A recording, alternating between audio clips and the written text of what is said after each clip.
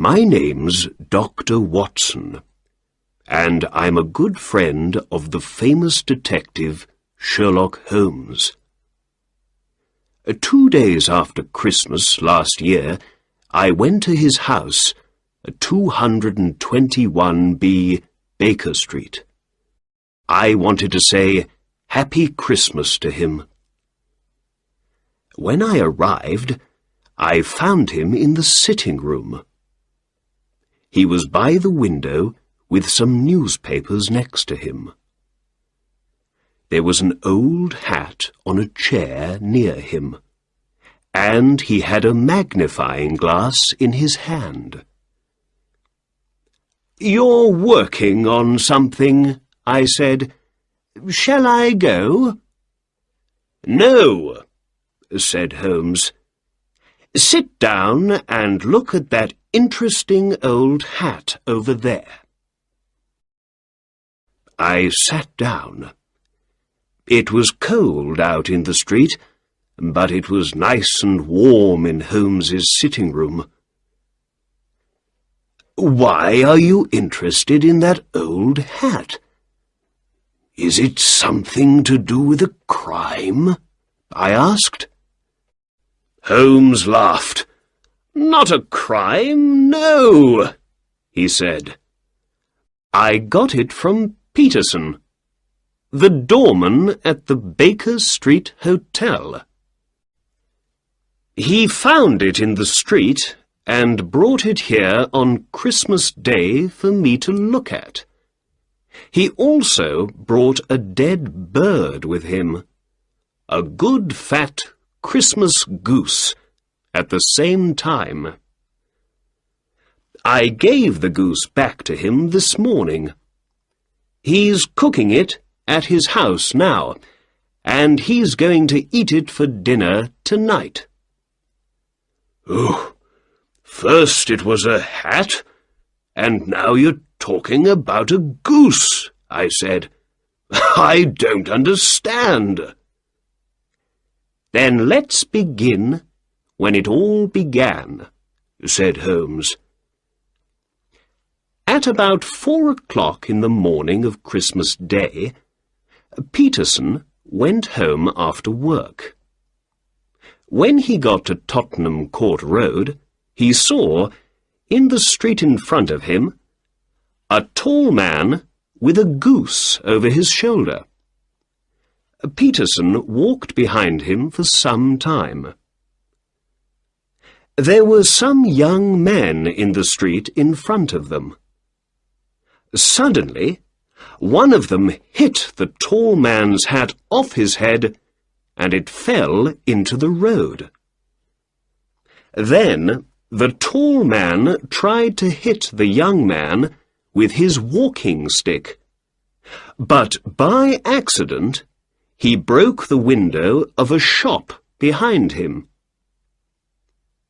At that moment, Peterson ran to the man to help him, but the tall man ran away. Perhaps he felt bad about breaking the shop window. Perhaps he thought that Peterson, in his doorman's coat and hat, was a policeman. When he ran, he left his Christmas bird in the street next to his hat. The young men ran away at the same time. So Peterson took the goose and the hat home with him, and the next day he brought them here. There was an interesting little ticket on the goose's left leg, said Holmes. It said, "For Mr. and Mrs. Henry Baker." We can find the letters H.B. in the hat, too.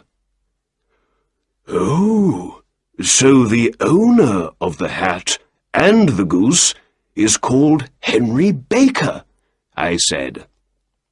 "Yes," answered Holmes. "But, my dear Watson, this doesn't help us very much. There are hundreds of Henry Bakers in London.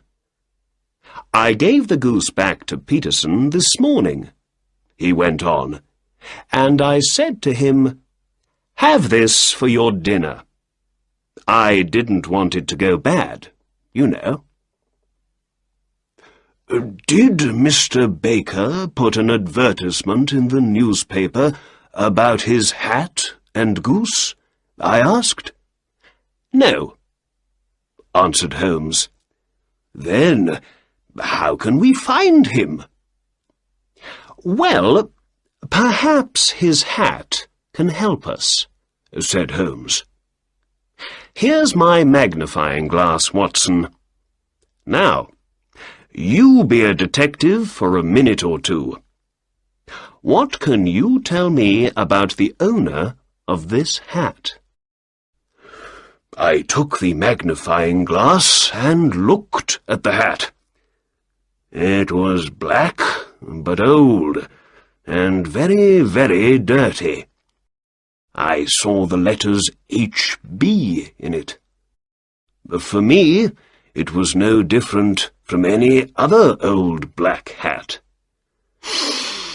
"I can see nothing," I said, and I gave the hat back to my friend. "Excuse me, Watson, you do see, but you don't think about what you see." "All right," I said. "What can you see in this hat?"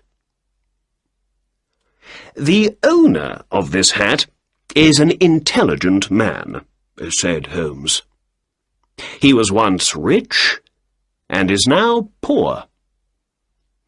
His wife loved him once, but she doesn't love him now. And he's 30 or 40 years old." "Well, perhaps I'm slow, Holmes, but I don't understand," I said. "Why is he an intelligent man, do you think?" Holmes put the hat on his head. It came down to his nose. "This is a big hat. A man with a big hat has a big head. And a man with a big head has a big brain. A man with a big brain thinks a lot." "But you say he was once rich and is now poor. Why?" "The hat is 3 years old. I remember these hats were in all the shops then. They were very expensive, too. 3 years ago this man bought a good hat. So he was rich then, but he has no money to buy a new hat now, so these days he is poor." "All right," I said, "but you say he is in his 30s or 40s. How does the hat tell you this?" "Well, when I looked carefully at the hat with my magnifying glass, I could see some grey hairs in it. People usually get grey hair in their 30s or 40s. "I see. But what about his wife? You say she doesn't love him." "Because the hat is very dirty. When a woman loves her husband, she cleans his hat for him." Perhaps he hasn't got a wife." "Yes, he has. Remember the ticket on the goose's leg?" "Ah, yes," I said. "You have an answer for everything." At that moment, the door opened, and Peterson, the hotel doorman, ran into the room. He looked very excited. "The goose, Mr. Holmes! The goose!" he said. "What's the matter with the goose?" asked Holmes. "Did it come back from the dead and fly off through the kitchen window?" "No, Mr. Holmes. My wife found this in the bird." Peterson opened his hand. There was a beautiful blue diamond in it. Chapter 2. The Blue Diamond.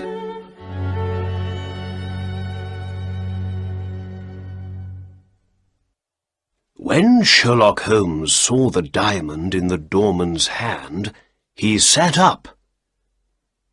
"Well, well, Peterson," he said. "What a wonderful thing to find in a goose. Do you know what you have in your hand?" "I think it's a diamond, Mr. Holmes. Is it expensive?" "Yes, it is," said Holmes. "This is the Countess of Morcar's blue diamond.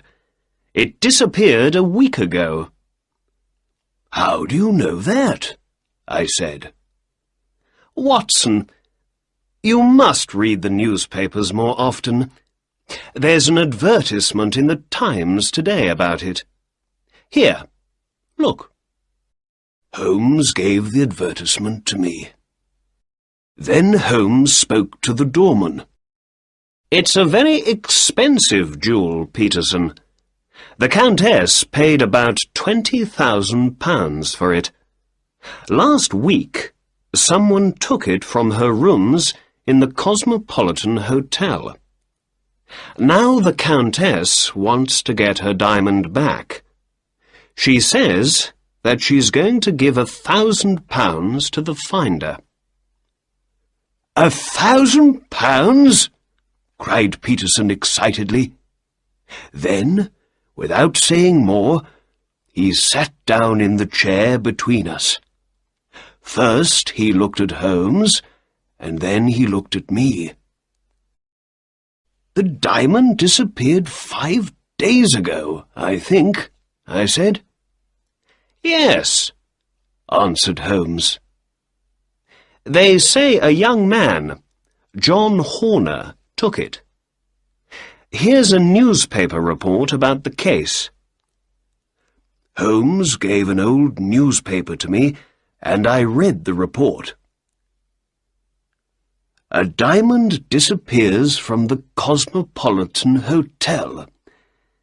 The Countess of Morcar's blue diamond disappeared from her room at the Cosmopolitan Hotel on the 22nd of this month. The police think John Horner, 26 years old, took the diamond from a jewel box when he went to repair the window in the room. James Ryder, the assistant manager of the hotel, told the court, 'I took Horner to the Countess's room, but then I went away for some time. When I came back, Horner wasn't there, and I found the open box, without the jewel in it, on the table next to the bed.' Catherine Cusack, the Countess's maid, spoke next. 'I heard Mr. Ryder call, and I ran to the Countess's room. There I found Ryder with the jewel box in front of him. The police found Horner at his home later that day, but they couldn't find the diamond.' Later, Detective Bradstreet spoke to the court. 'When I said, "You're a diamond thief," Horner hit me. Soon after that, Horner told the court angrily, "You've got the wrong man. I didn't take the Countess's diamond. I'm not a thief." Bradstreet then told the court, "Horner went to prison once before for being a thief. I say he took the diamond. The case goes to the High Court next week." "Well, that's the newspaper report about the diamond," said Holmes. "Now we need to understand how the jewel left the Countess of Morcar's room in the Cosmopolitan Hotel and arrived in Tottenham Court Road in a goose. You see, Watson, there is a crime in this case. Here's the diamond. The diamond came from the goose, and the goose came from Mr. Henry Baker, the man with the old hat.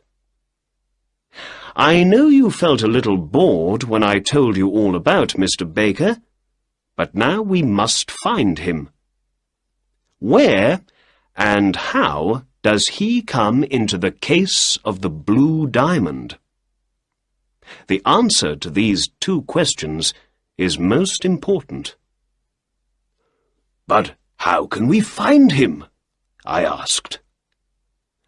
Through a newspaper advertisement, answered Holmes. He took a pen and began to write. Did you lose a goose and a black hat some days ago in Tottenham Court Road? Are you called Henry Baker? Please come to 221B Baker Street this evening at 6:30 to get your things. There. That says it all, I think, said Holmes. Yes, but is he going to read it? I asked. Yes, Watson, I think he is. He's a poor man, remember? At the time he was afraid because of his accident with the shop window, but now I believe he feels very sorry about running away and thinks, why did I leave that bird in the street? Perhaps he looked for a newspaper advertisement about it yesterday. I think he's going to look again today, too. What's more, we've got his name in the advertisement, so I believe his friends are going to see it and tell him about it. Yes, I see, I said. Holmes gave some money to the doorman and said, Peterson, please go down to the newspaper offices and put this advertisement in all the evening newspapers. Very good, sir. And shall I leave the diamond with you, sir? Yes, Peterson. And I say, Peterson, after you leave the newspaper offices, can you buy a goose and bring it back here? We need a new bird for Mr. Henry Baker when he comes. Your family is eating the old one for dinner today, so he can't have that. The doorman went out of the door and down the street. Chapter 3. Mr. Henry Baker.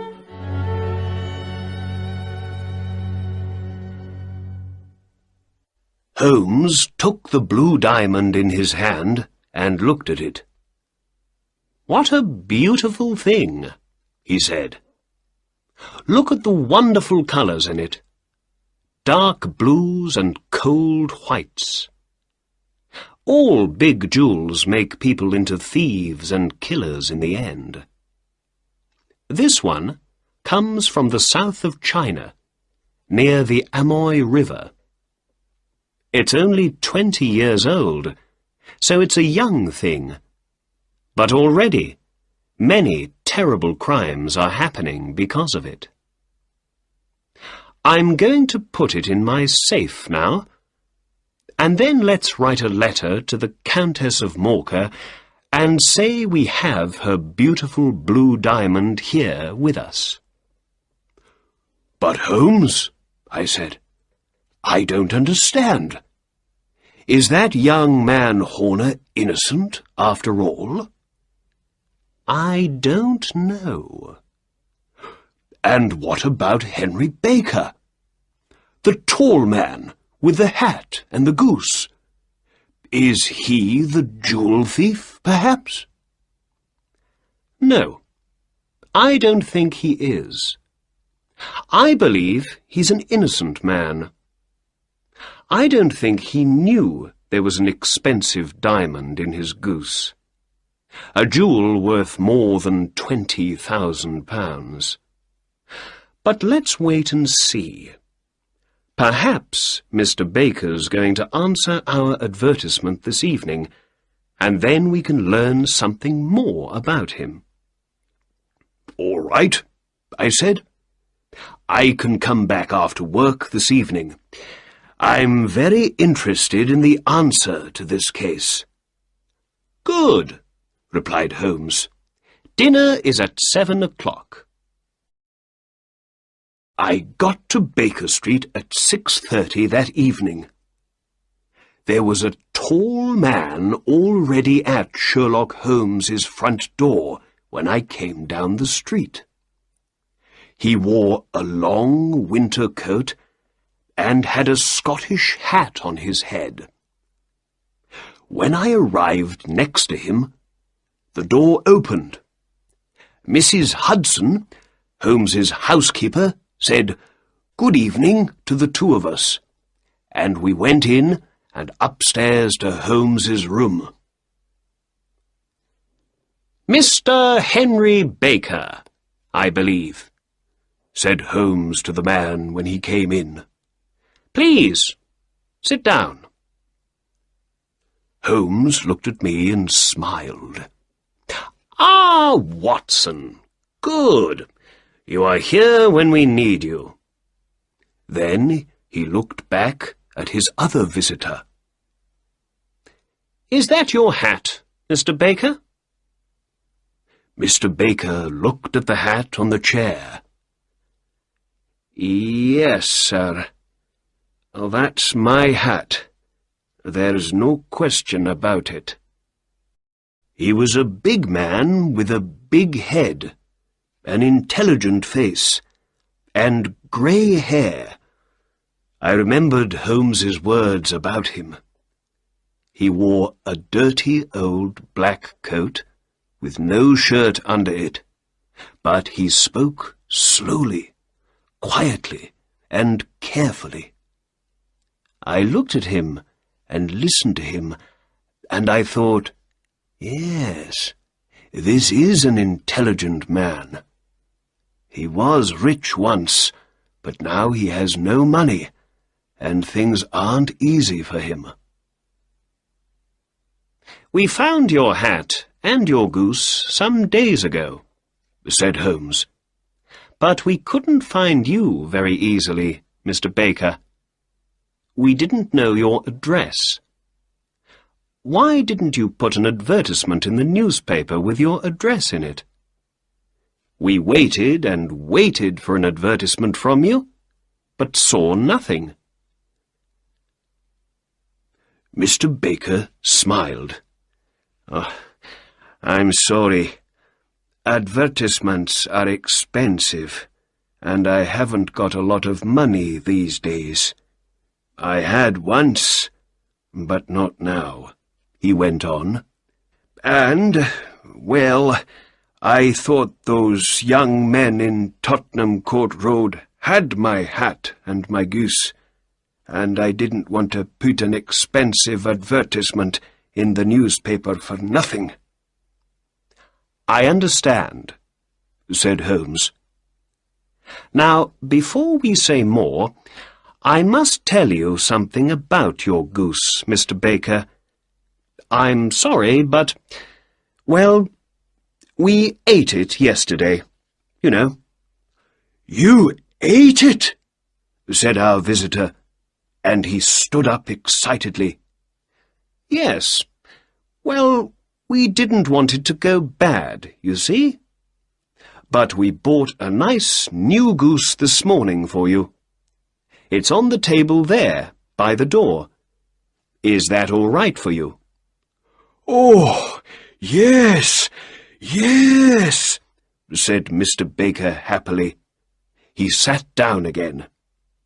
"And let's see.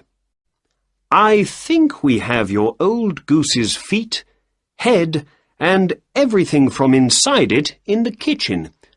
Do you want those?" The man laughed. "No, no," he said. but I'd like to take that nice new goose home with me. Thank you very much. Sherlock Holmes looked at me with a little smile. Very well, he said to Mr. Baker. There is your hat, and there is your bird. Please take them. Oh, and before you go, can you tell me something? Where did you get your goose? I know a lot about geese, and that was a very good bird, I can tell you. Well, sir, said Baker. He stood up and took his hat and the goose in his hands. I got that bird at the Alpha, a pub near the British Museum. This year, the owner of the pub, Mr. Windygate, began a goose club. Every week, we all put 5 or 6 pence into a money box, and at Christmas time, we all had the money for a goose. With that, he said goodbye and left. Well, said my detective friend, that answers one question. Mr. Baker is not our diamond thief. Are you hungry, Watson? Ooh, no, not very. Let's eat later, then. We must go to the Alpha at once. We need to speak to Mr. Windygate tonight.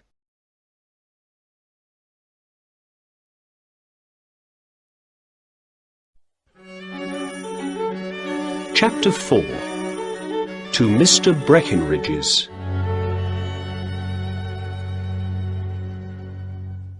Holmes and I put on our coats and hats and went out into the cold winter street. The sky was dark over our heads. We walked east, and in a quarter of an hour we stood in front of the Alpha. Holmes opened the door, and we went in. In the pub, the owner, Mr. Windygate, gave us some beer. "Is this beer good?" Holmes asked him. "I ask because I know your geese are very good. Mr. Henry Baker told us all about your goose club." "Oh, yes, but those geese weren't our geese. They came from a man with a little shop in Covent Garden. Breckenridge is his name." "Thank you, my good man," said Holmes. We paid for our beer and drank it. Then we walked out of the warm pub and into the cold night again. "Now for Covent Garden," said Holmes, and we walked down the street past the British Museum. "Remember, Watson, it all began with a goose, but it finishes with 7 years in prison for young Mr. Horner. Perhaps we can learn more about this interesting case in Mr. Breckenridge's shop." We walked south and soon came to Mr. Breckenridge's shop. Breckenridge and a boy were at the door. It was nearly time to close for the night. "Good evening. It's a cold night," said Holmes. "How can I help you?" asked Breckenridge. Holmes looked at the empty shop window. "No geese, I see," he said. "There are some in that other shop, there behind you." "Ah, but I came to you because I hear your geese are very good. Breckenridge's birds are the best," he said.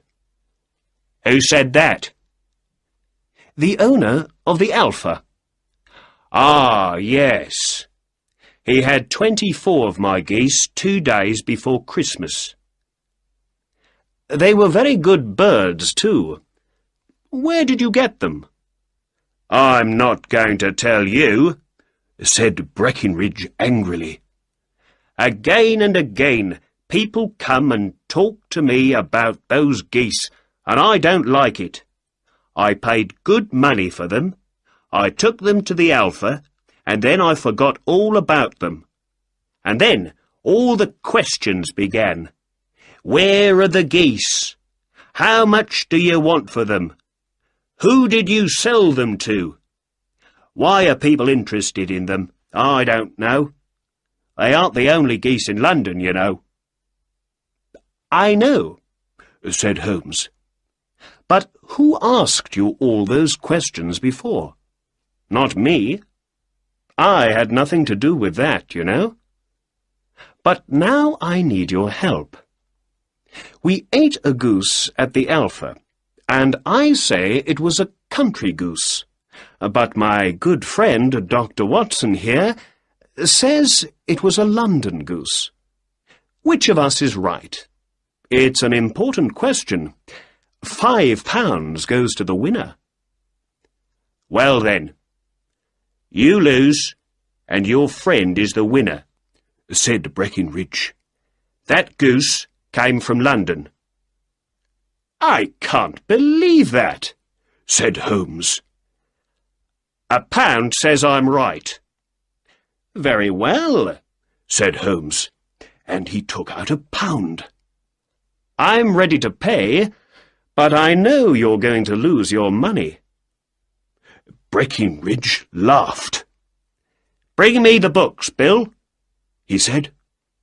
The boy brought 2 books to him. Breckinridge opened the little one. This is my address book, he said. When people sell their geese to me, their addresses go in here. Country people on the left and town people on the right. The numbers after every name are page numbers in my big book. Read out the 3rd name on the right, said Breckinridge.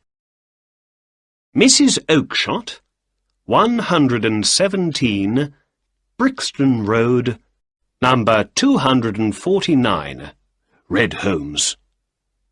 Then Breckinridge opened the big book. And this is my in and out book, he said. Let's look at page 249. Here we are. Mrs. Oakshott. What can you see for December the 22nd?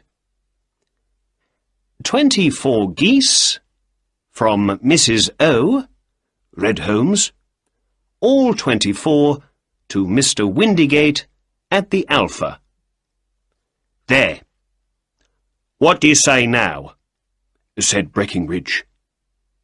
Holmes put his pound into Breckinridge's hand angrily.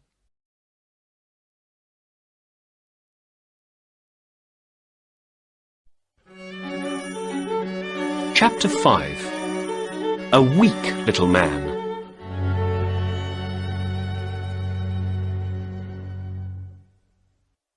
In the street, Holmes stopped. Suddenly, he wasn't angry. He began to laugh. You see, Watson, he said, Breckinridge didn't want to tell me Mrs. Oakshott's name and address at first. But later, when he saw he could easily get £1 from me, he told me everything. And he said something very interesting when he got angry. Did you hear?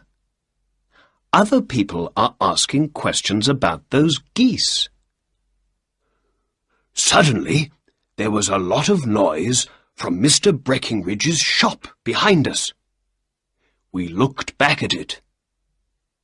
Breckinridge stood, tall and angry, in front of his shop door. A weak little man stood in front of him in the street. Look, you, Breckinridge shouted. I don't want to hear any more about those geese. Mrs. Oakshott can come and speak to me when she wants, but not you. You have nothing to do with it. Did I get the geese from you? No, but one was my goose, I tell you, cried the little man. Then ask Mrs. Oakshott for it. But she told me ask Mr. Breckinridge for it. Well, that's nothing to do with me. I don't want to hear any more from you. Do you understand? Now go away. Breckinridge closed his shop door angrily, and the little man ran off down the dark street. Perhaps we don't need to visit Mrs. Oakshott in Brixton Road after all, said Holmes to me quietly. Let's talk to that man. Perhaps he can help us. Holmes walked quickly up behind the little man and put a hand on his shoulder. The man stopped and looked back over his shoulder at us. His face was white. Who are you? What do you want? He asked weakly. Excuse me, said Holmes, but I heard your questions to that shop owner. I think I can help you. Who are you? And how can you help me? My name is Sherlock Holmes, and it's my job to know things other people don't know.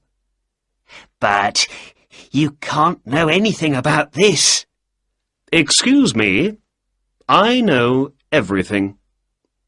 You want to find 24 geese.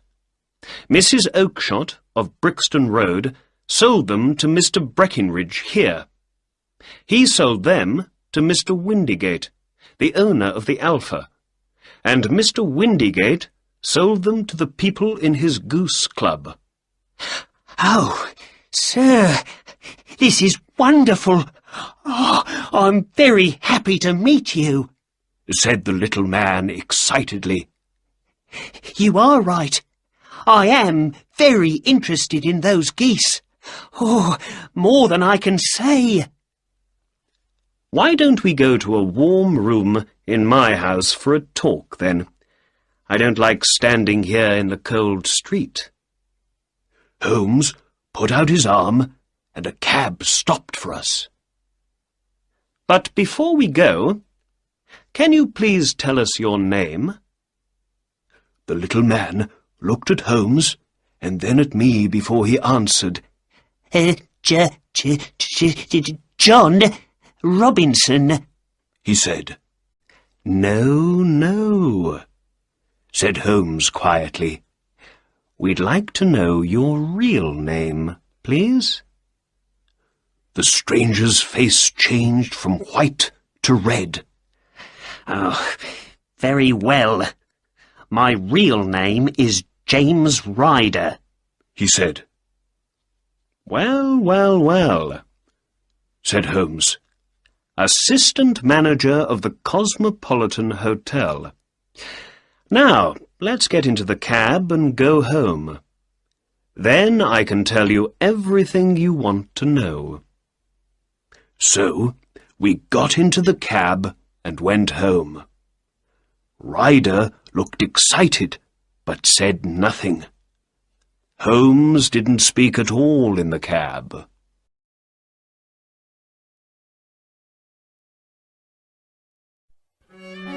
Chapter 6. 1 or 2 questions.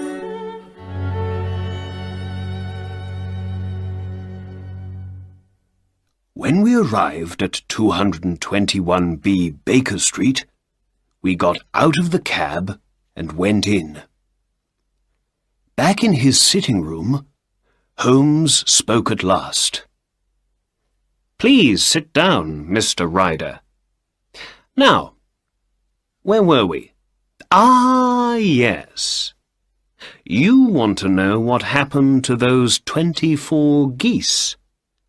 Or perhaps, what happened to one of those geese.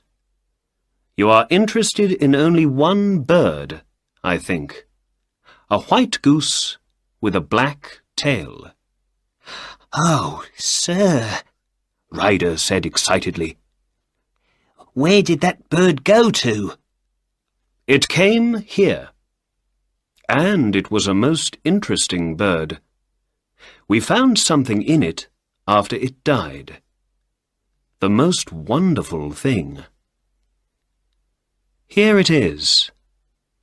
Our visitor stood up weakly. Holmes opened his safe and took out the blue diamond. In his hand it was cold and beautiful. Ryder looked at the jewel, but said nothing. Holmes spoke for him. "We know it was you, Ryder," he said. "Sit down and have a drink. You look very weak." I gave Ryder a drink. He sat down and drank it quickly and looked at Holmes. I saw he was afraid. "You don't need to tell me much," said Holmes. "I know nearly everything about the case, but I have 1 or 2 questions to ask. How did you hear of the Countess of Morca's blue diamond?" "Catherine Cusack. Her maid told me," said Ryder. "I see." Holmes went on. "So you and Cusack wanted to get the diamond and sell it for lots of money. You asked John Horner to come and repair the window in the room because you knew of his time in prison. When he left, you took the diamond from the Countess's jewel box. Then you called the police. They came at once. Because of Horner's time in prison, they believed he was the thief. It was all very easy. Then—" "Oh, please, please," cried Ryder, now on the floor at Holmes's feet. "think of my father. Think of my mother. I never did anything wrong before. I'm never going to do it again. Please don't tell the police. I don't want to go to prison." "Sit down in your chair," said Holmes coldly. "You're crying now, but did you feel sorry for young Horner? He knew nothing of this crime, but the police believed he was a diamond thief, and so he went to court, and he is now going to prison, all because of you." "I can leave the country, Mr. Holmes. Then, when I don't go to court, Horner can leave prison." "We can see about that later," said Holmes. "But now, please tell me, Mr. Ryder, how did the diamond get from the hotel into a goose? And how did the goose get into a shop? And please, tell the truth." Ryder began. "When the police arrested Horner, I left the hotel with the diamond in my pocket. I didn't want to stay at the Cosmopolitan, not with the police everywhere, looking at everything. So I went to my sister's house in South London. She lives in Brixton Road with her husband, Mr. Oakshott. I saw lots of police officers on my way there, and when I got to Brixton Road, I was very afraid. 'What's the matter?' my sister asked. I told her about the diamond thief and about the police arresting Horner. Then I went into the back garden to smoke and think. What could I do with the diamond now? In the garden, I remembered my friend Maudsley. He began well, but he went bad, and in the end he went to prison for his crimes. Perhaps he knows about selling diamonds, I thought. So I decided to visit him at his home in Kilburn in North London. But how can I walk across London with the diamond? I thought.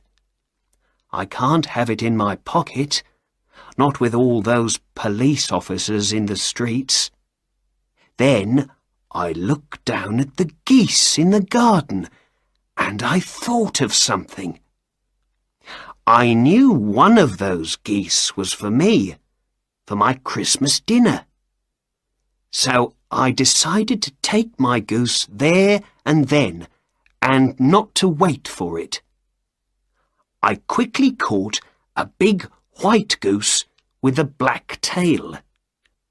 Then I took the diamond from my pocket and put it into the bird's mouth. I felt the jewel go down its neck. With the diamond now inside the goose, I felt happy. I could walk to Kilburn and back easily. Then my sister came into the garden. "What are you doing with that goose?" she said. I put my bird down and it ran off with the other geese. "That's the goose I want for Christmas," I said. "Very well, catch it, kill it, and take it with you," she said. Well, Mr. Holmes, I caught that bird, killed it, and took it with me to Kilburn. There I told my friend Maudsley all about the diamond, and he laughed and laughed. We got a knife and opened the goose, but we couldn't find the diamond. I knew then something was wrong. I left the goose with Maudsley, ran to my sister's house, and went into the back garden. There were no geese there. "Where are they all, Maggie?" I said. "In Mr. Breckinridge's shop in Covent Garden." "Were there two birds with black tails?" I asked. "Yes, there were, James," she said. And to my eyes, one was no different from the other. I understood it all then. The diamond was inside the other goose with the black tail, and that goose was now in Mr. Breckinridge's shop. I ran to Covent Garden at once and went to Breckinridge's. But the geese weren't in his shop, and when I asked about them, he told me I sold them all at once. "But you must tell me. Where are they now?" I asked again and again. But he never told me. You and Dr. Watson heard him earlier tonight, Mr. Holmes. He never answered my questions. Now my sister thinks I'm a terrible brother. I'm a thief. I'm going to lose my good name. And I never got any money from my crime at all. Oh, what's going to happen to me? He put his head in his hands and began to cry. Holmes didn't speak for a long time. Then, in the end, he stood up and opened the door. "Get out," he said. "Oh, thank you. Thank you, sir," said Ryder. "Be quiet and get out," said Holmes again. And, with that, Ryder ran out of the door, downstairs, out into the street, and away. "After all, Watson," said Holmes, "it's not my job to do the police's work for them. And young Horner's going to be all right. Ryder isn't going to go to court now. Without him, the police have no witness to say Horner was the thief." Perhaps I'm doing something wrong, but I don't believe it. I think I'm helping Ryder to be a better man. Send him to prison now, and you make him into a thief for life. But now he's afraid. He's not going to go wrong again. We found the solution to the crime, and that makes me happy. And it's Christmas after all. And Christmas is a time to be nice to other people, I believe. And now, Watson, let's ask Mrs. Hudson to bring in our dinner.